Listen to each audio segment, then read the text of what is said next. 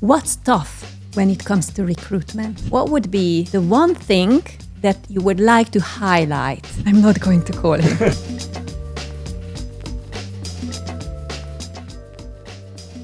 Before we dive in, if you find our conversation interesting, make sure to subscribe and send us your feedback and opinion. In the previous episode, some of the Gen Z talents said things like, I actually work for less money now. I'm earning less than in my previous company, but I'm much happier. Or, the biggest reason I'm staying is the people. We share the same values, it feels like home. Or, every week I do something new and challenging. That's what keeps me engaged. And as long as I feel like I'm growing and learning, I want to stay. If not, I would leave.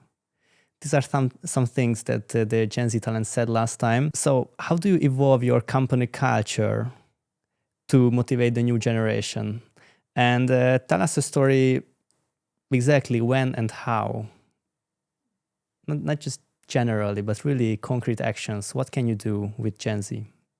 While I was listening that these are the expectations, I can say that these are expectations, but not expectations of all of my colleagues who's in Gen Z. Because in reality, most of them are also frightened about this huge pressure that I always have to learn, I always have to move, I always have to upgrade myself. That's also part of this story. And I think this is also important to mention because I also see that in my direct team, there are 7 interns, and they are not all of them really looking for quite strict rules that I would like to reach this and this is my plan for the year. Some of them just a little bit frightened that I have to do things which I'm not prepared for, and we try to give this mentally safety environment.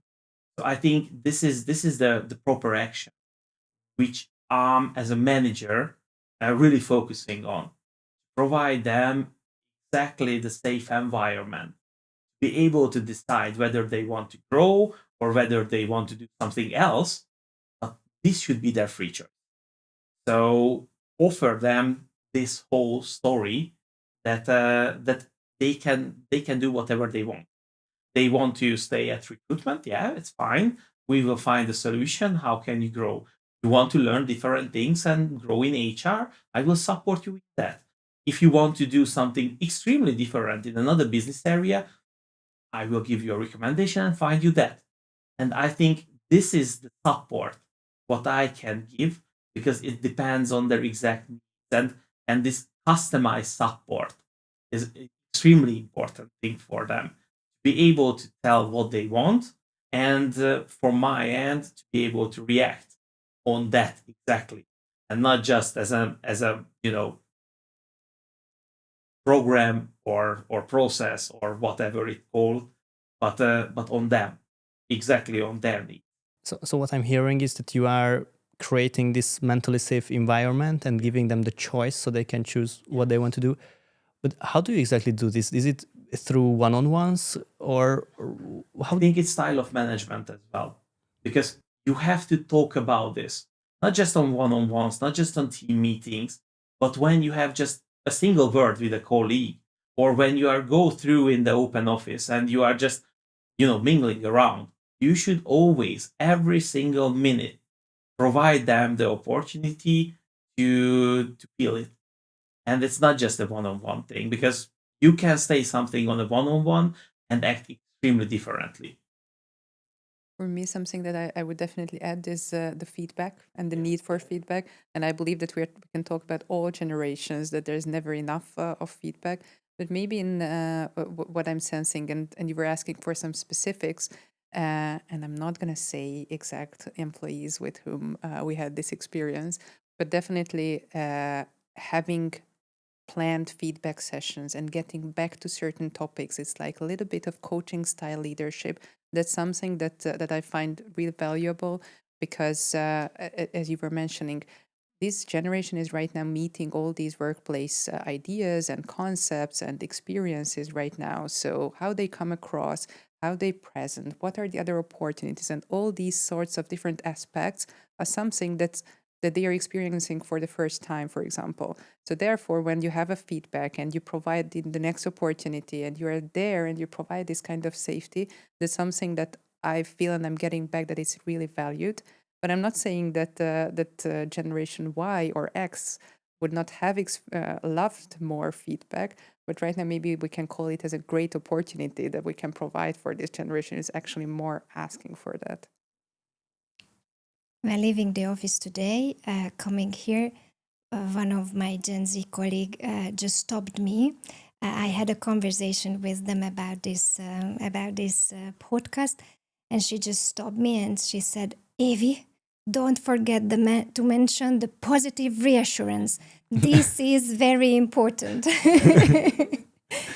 And I believe that's what I wanted to add to feedback and attention and supportive leadership, that positive reassurance is really valued by these colleagues. I do not want to build a false picture about what we are expecting. Everything is fluffy and everything is great. Everything is on the right track. It's not. So I think this is also part of my response to the manager to give real feedback. So they should learn exactly what is the good part and what is the bad part of the story what they are writing. We are very curious about is how you see the role of leadership and these typical clashes between X and Y generation leaders and Gen Z talent. Because we hear lots of stories, even we've got our own stories, which we can share with you later, how sometimes seemingly obvious things are not so obvious for the other generation. And you are the builders of HR systems, but no matter how wonderful those systems are, if the individual leader doesn't give feedback, calls at the weekend, etc., what's your take on this? How do you manage to help leaders to become the right leaders, whatever this might mean, for the Gen Z talent? I don't think it's different leadership to Gen Z than the rest of the generations. We are a company with 4 generations, so we anyway build a constructive culture with a supportive leadership. However, we have to make them aware that this is important. Gen Z employees are somehow unique and different to other generations. They are more challenging and sometimes even demanding. You cannot handle them on the same way, so customization is needed, and you have to emphasize the importance of that because our leaders are not necessarily got used to this. So these are the things that we try to sensitize them to these matters and actually include all these things into the leadership development. But how do you do it? Like, do you tell them, hey, leaders, if you are dealing with Gen Z, try to think about custom solutions for them? Or what, how? It's more authentic than that. So 4 generations are working in the brewery. It's just natural that there are young people in the brewery as well. So everybody has to deal with with these young people. And yes, actually, during the leadership program, we have a special session that is about generational patterns and the importance of ensuring the collaboration between different generations. Or there is an idea to work out a reverse mentoring program, clearly focusing on generational differences. And we want to see Gen Z employees with ex-colleagues on reverse mentoring. And obviously, we include these leaders in the preparation of this program. So this is not HR who designed the program, but we do that together with the leaders. And that is already a certain level of involvement, and thus we can emphasize the importance of the matter. We have e-learnings about the characteristics of different generations, and this is part of the orientation of our leaders, these kind of things. Maybe something to add there, there is a lot of perception, and I really like the idea of providing all sorts of opportunities to become aware of what may be a pattern or something like that. But in our case, when we're a smaller size organization, it's rather like give a little bit of data to have some kind of a conversation, like past surveys or discussions or open text messages, so that afterwards we can actually talk about the real situation, and that's something that's helping that way. But there's also the other question that I don't really would like to provide an overarching solution, but rather solve the certain situation and make sure that the organization is learning from that, so that next time we tap into a different issue, problem, or we can find different solutions that way. In a really tangible way, what we are doing, this is part of the Grow program, that we are not just focusing on the fresh graduate, but also on the hiring manager. So hiring manager receives also a training during the process, and they are also trained to be able to handle the fresh grad. And it's not a one-way street. So if we expect from the fresh generation, the Gen Z, to learn and adapt and find all the best practices about the company, this is expected from the hiring management parallelly, that they should also learn how to deal with the newcomer, how to help him or her, and how to support, because it's also extremely important to give the toolbox. So that's what we are trying prepared for them, and this is via training.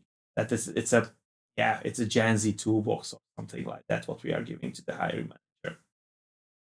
Perhaps there is one more thing that is important to be mentioned, and this is embedding this into all people processes. So, for example, when you recruit fresh graduates, you do that differently, and you talk about that, and you help your hiring managers in doing that right.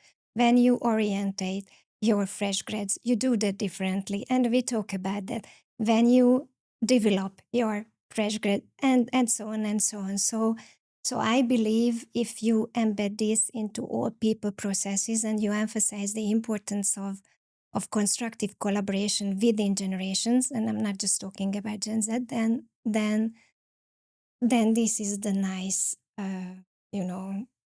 context or surrounding around this topic.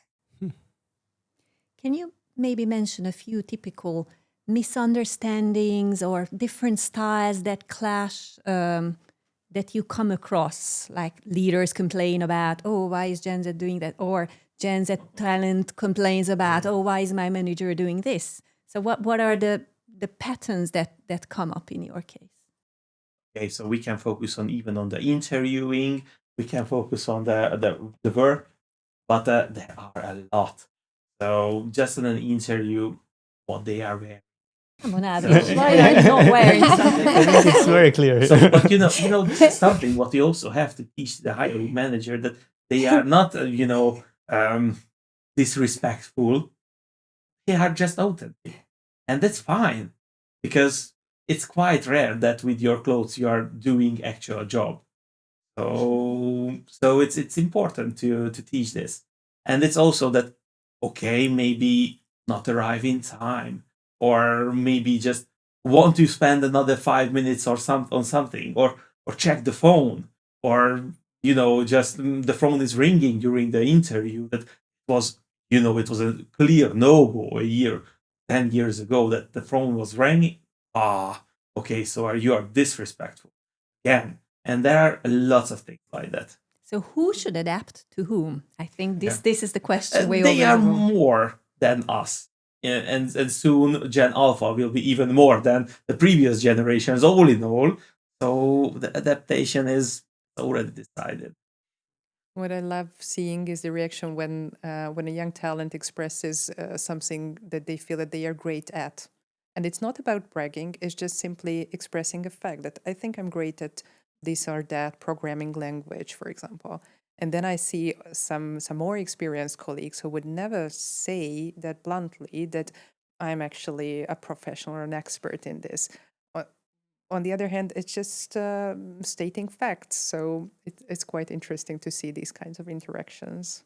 I do have a suit for the matter, and when I go on a job interview, sometimes I I wear it. Was not for the blueberry job. Maybe not for. But it's the same from graduation, right? Maybe. Actually, maybe it would be interesting to share our story because when we prepared for this interview, we actually thought about all the, well, should I call them clashes or just differences when we started working together. We've been working together for a year now, and it's interesting to look at all the situations through this generational perspective. We tried. Yeah, I think what happened here is, well, it was me getting used to phones and I mean calling people and being called and all the time.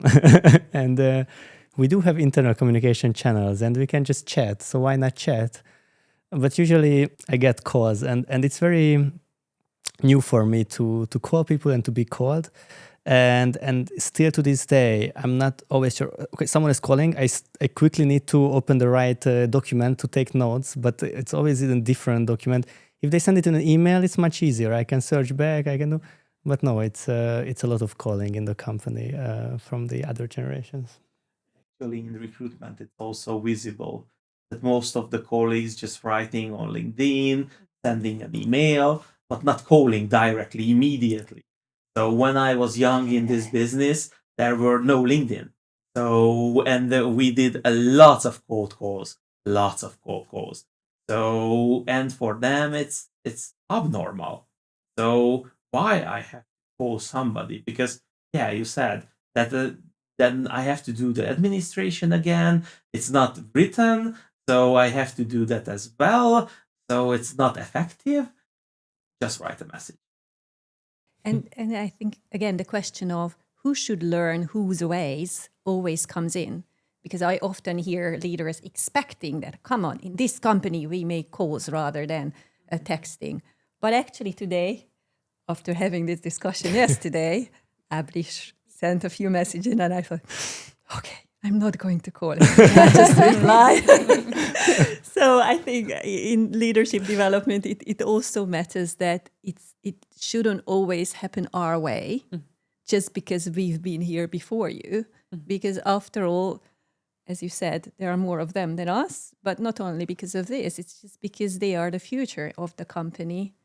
So they shouldn't always be expected to adopt. And in leadership development, I think this is one key question that always comes up. Is that what are you going to change to adapt to their needs? And what are the pillars that you don't want to change and they should come to the company and learn your ways? What do you see about this? I believe the two most important things here are balance and respect. If it is done in a balanced and respectful way, then it's okay. Both or not both, all four generations need to change because life is changing around us, and we just have to somehow adapt. That's one thing. The other thing is that I very much like the fresh eyes of Gen Z, and I deliberately don't want them to adapt to our, I don't know, everyday life in every matter, because then, you know, we will not learn from each other then, and we will not get the advantage of them being hired and looking at the thing with fresh eyes. So when I'm in a lucky or fortunate situation to have orientation meetings with fresh grads, I always tell them that stay courageous, challenge the status quo, do it in a respectful way, listen to the reactions, of course, but don't lose your drive to just challenge things, because that is also needed. We had actually a meeting a week ago with my team where most of the colleagues are in Gen Z, and we just discussed that definitely this team has some standards. And what I expect is this, and that. For example, for the meeting, you shouldn't bring your laptop. If you are not making notes, it's not needed because I do not expect to multitask during the meeting. this is an expectation, this is for me a strict rule, and you should follow this. However, if you have to leave the room because you have some really important things to do this immediately. This is just a meeting. So parallelly things could actually happen on the same way that not doing parallel things called multitasking. It's a respect thing, but I also respect your job as you have so many other things to do, and maybe that's more important than me. So then I also respect you. So I think this is a mutual trust. What we have to build is extremely important. But if they don't have their laptop, how do they know that they have something urgent? They have phones, they have so they can check the watches, phones. so they can check whatever they want. They shouldn't use the laptop. So it's not that strict, that rule at the end Some of the day. multitasking. Yeah, so they can check this, but at least not, Not the laptop. writing all day long while I'm trying to share the most important knowledge. We think about Gen Z as being a digitally native generation. How do you leverage the digital nativity of Gen Z? Well, we give them lots of freedom and freedom to use those applications and any kind of tools that they would like to use, and even use those tools in making things more efficient and share it with the rest of the team or even the rest of the organization. For example, the orientation process is usually quicker with them in this regard because they bring lots of knowledge in the organization in terms of digital stuff, and they can actually accelerate their own orientation program, and they can even teach the colleagues during the orientation program or period, because it's not a program for 3 months, but a period with certain elements. So it's really interesting. We encourage them to use and share. So I just heard yesterday, I think my older colleague told me that I told him that when I got to a company, I needed to learn how to send out these calendar invites to people. And this is something that 10 years ago or 15 years ago, it was basic knowledge when getting to the work field because it was something taught in school, part of the ECL course or whatever. And we don't do that anymore. We are born to this. So we are very digital native with some things, but I had no idea how to set up a calendar invite, for example. So that was completely new. So there are some differences. And also last time, the Gen Z talent said that we are here, we are very perceptive to AI, we are maybe more prone to trying in new tools. Use us. Use us and use us in your company to maybe teach other colleagues to AI, for example. Do you leverage Gen Z in AI adoption in your company? And if yes, how? Yeah, we actually just started a program that you mentioned, that because everyone is now trying everything, and every week there is something new to check, but the knowledge is not that easily shared. So therefore, we put a little bit of structure around this, and this way it's like a hobby is becoming something that the end result is going to be shared within the company. So that's like an easy win, I would say. But I'm also saying that we are a digital company. We're dealing with data science. That's like our job, and that's why I really feel that it's an interesting question. That even in this environment, sharing the knowledge and making some common agreements and having standards or making decisions of, okay, now that we see that there is an opportunity for efficiency that's, for example, brought by a Gen Z colleague, then how are we going to make that a company standard? That's something that we're experiencing now. Within Mogul, we are using Copilot. However, most of the people know E, and I think it's also really important to teach Gen Z and other colleagues as well that, okay, you should use it. It's part of our life. We cannot really restrict it. However, please be aware that there are so many potential problems what you can cause if you put an entire internal document to summarize it, because this will be available for everybody in the internet. So please do not use the AI for that purpose. If you download an external paper, yeah, you can summarize it. It's a nice way of of learning, and it's a nice way of saving some time. But from an internal policy, please do not copy in ChatGPT to find the two most important points for yourself. So I think it's also really important to teach them that AI is here and AI is helping, and these GPTs are not safe GPTs.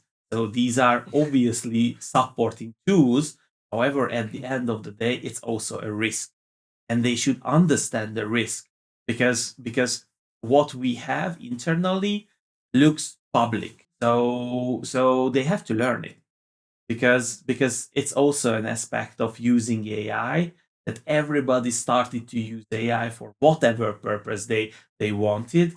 And I think it's also part of our managerial responsibility to be aware and try to teach the colleagues that there are appropriate and inappropriate way of using AI. We are hungry of finding talents and identifying them at an early age. And AI and any kind of digital tools, I mean, using them could be a great opportunity to young talents to show themselves, to make it visible for us that they can do things differently, more efficiently, and they can even initiate change in the organization. So I agree with you. Policies are needed, careful regulation and security rules need to be explained. However, I would recommend to all talents and especially young talents to use these skills and share the knowledge within the organization. By doing this, they can show themselves and they can be recognized as talents, and they can get the opportunities that they wanted even more frequently, and they can get the projects and the interesting stuff that they wanted to be involved in. Yeah, I fully agree. So in reality, that if they want to learn about AI, we should provide the opportunity. If they want to participate in AI project, we should fully support it. The question is that should be within the interest of the company. So, and that's what they have to understand, that this is not a playground anymore. And at the same time, those Gen Z people, for example, who are in the company have to learn to make it more of a playground, because without experimenting, it's not really going to work. So again, balance and respect, as you mentioned earlier. I think we are approaching the end of this conversation. So maybe as a closing round, what would be the one thing that you would like to highlight, maybe as a piece of advice, something concrete and specific that you would like to show as a very important thing about motivating, having Gen Z at the workplace and working well with them? I only have my ideas around valuing deep personal connections, because we were touching base on a lot of digital solutions and everything. But when you become an employee, you're becoming part of a community, and there is a tremendous learning in how you are reflecting on the interactions you have with your colleagues, may them be from any generations. So I would just really highlight the importance of being part of these conversations, being part of these interactions, and constantly reflect on what that causes in you, because that serves your development tremendously. And I can continue, because the word I wanted to say is self-reflection, both for Gen Z and for the rest of the organization. If we are self-reflective and if we have the meaningful conversation, if we provide each other with feedbacks, it doesn't matter if it is positive or negative, but we have the continuous conversation on a self-reflective way, with growth mindset probably. I believe that is the most important. Originally, I wanted to also emphasize networking and part of the community, but now I do not want to repeat exactly the same thing. So I would like to focus on a different aspect, and that's patience. Mhm. Because we also learn you. We also have to learn how to deal with you. We are doing our best. Believe in me, we are doing our best. We are not that fast. So we are learning. We are also learning. So be patient. We can relate to that. It's already the second episode, and it feels a bit strange talking about us constantly, about our generation. We are this new generation who grew up with our social media in our pockets from a very young age, growing up on likes and comments and Instagram posts from 12, 13, legally 13. But a lot of us earlier, a lot of anxiety in the generation, a lot of hardships about the future, a lot of unknown things. But we also have maybe some advantages or strengths compared to other generations. And we are trying to bring it to the workplace with a lot of demands and expectations clearly expressed. But it was very refreshing to hear that there are already very conscious efforts to handle us and to give us opportunities. That was very inspiring for me, and thank you from my side. Thank you very much.